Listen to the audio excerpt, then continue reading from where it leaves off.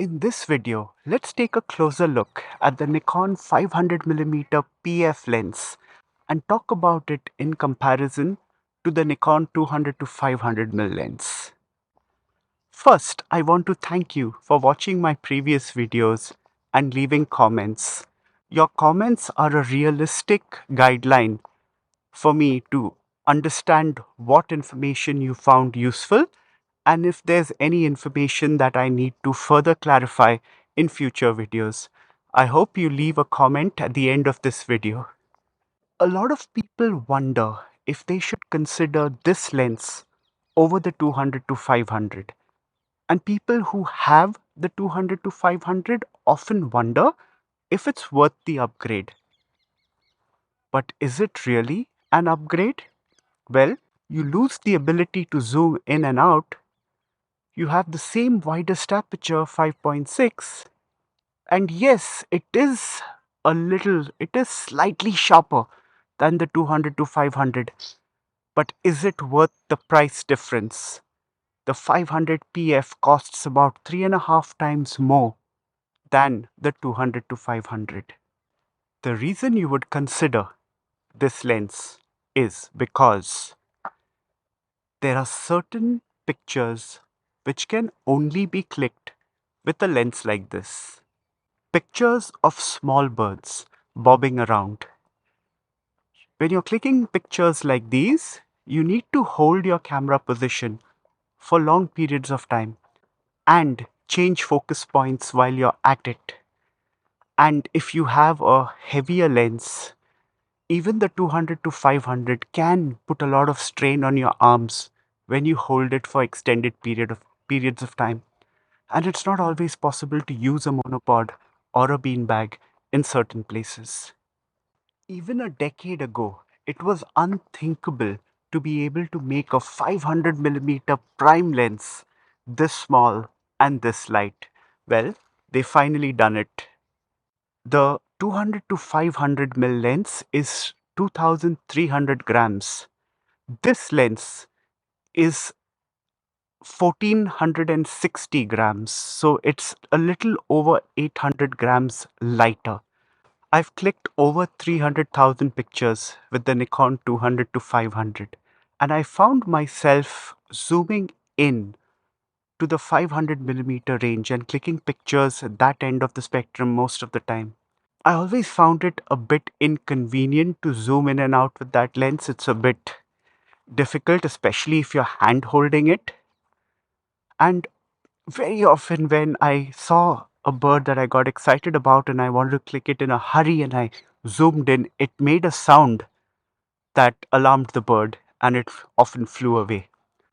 The vibration reduction on both lenses is equally good, and I don't find the focusing speed to be significantly faster on the 500 PF, so you don't lose out on vibration reduction or focusing speed with either of these lenses. The 500mm PF lens has this PF element, and I won't go into the physics of it, but it's that PF element which makes it possible to make these lenses so small and light.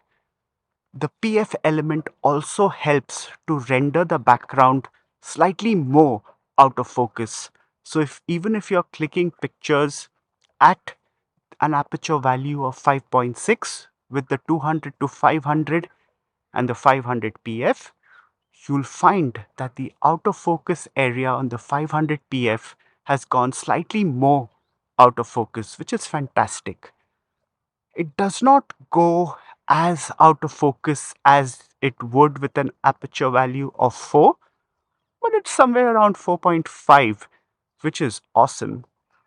Both these lenses work beautifully well on Nikon's range of mirrorless cameras. So if you are having focusing or other issues when you use this on mirrorless cameras with the adapter, make sure that you update the firmware on the adapter, because most often that's the issue. It does make sense to use a filter on your lens to protect it from dust and scratches. But if you are going to use a filter, make sure you use a high quality filter, such as the Nikon neutral color filter other high-end filters that won't deteriorate your image quality. What's the point in having a great lens producing great sharpness only to be ruined by a cheap filter? A good filter costs at least one tenth the cost of a 200 to 500 mm lens, and even more. Keep that in mind. One of the biggest challenges with photographing at 500 millimeters and beyond is to get the bird in the frame. So you might see a bird and you want to click it in a hurry, but then to look through the viewfinder and get it in the frame might take a couple of seconds. So if you're a bird and wildlife photography enthusiast who likes going on jeep safaris and also photographing animals such as tigers and wolves, leopards, then probably you should stick with the 200 to 500 because that gives you the flexibility of zoom, has a vibration reduction system which is as good as this, the sharpness is as good as this, so you don't really have a reason to switch over. But if you want to photograph smaller creatures and or want to hold your position for extended periods of time, then the 500 PF lens is something you must consider, because remember, there are certain photographs, certain opportunities that you will not be able to make the most of with the 200 to 500, mainly because of the difficulty in zooming in and out while you're holding it for extended periods of time and the strain that it puts in on your arms.